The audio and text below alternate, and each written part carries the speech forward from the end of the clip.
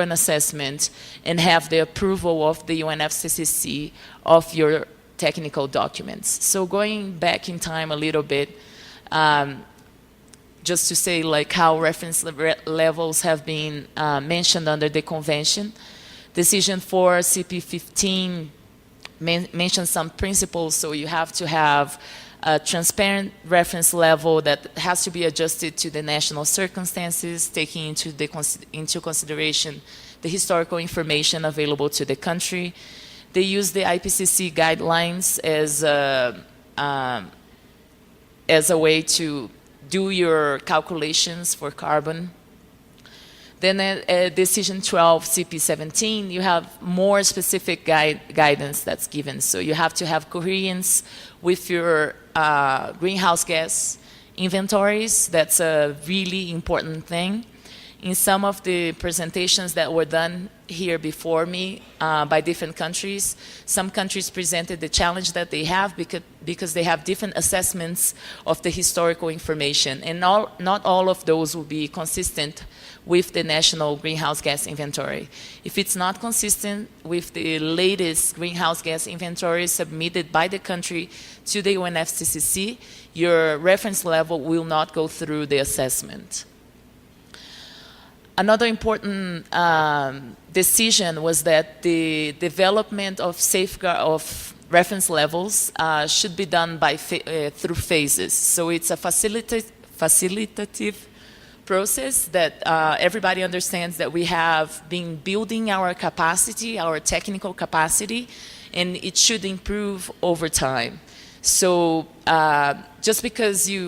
just like in Brazil, for instance, our first reference level for payments for results was the Amazon baseline. The Amazon baseline just adopted average of tons of carbon for the whole biome, which is a huge area, as I showed in my other presentation.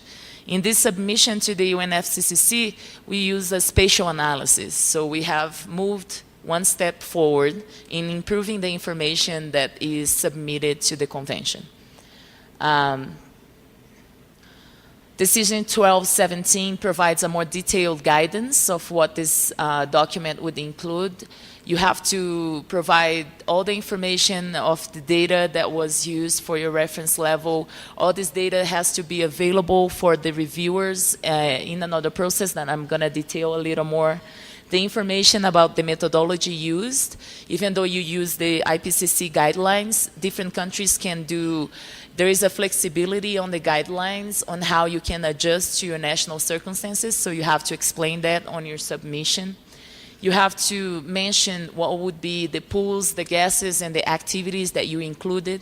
So throughout time, you can include more pools and gases and activities, but since your first submission, the principle of significance of emissions has to be taken into consideration. So let's take the case of Brazil. In Brazil, most of our emissions come from deforestation in the Amazon and deforestation as clear-cut.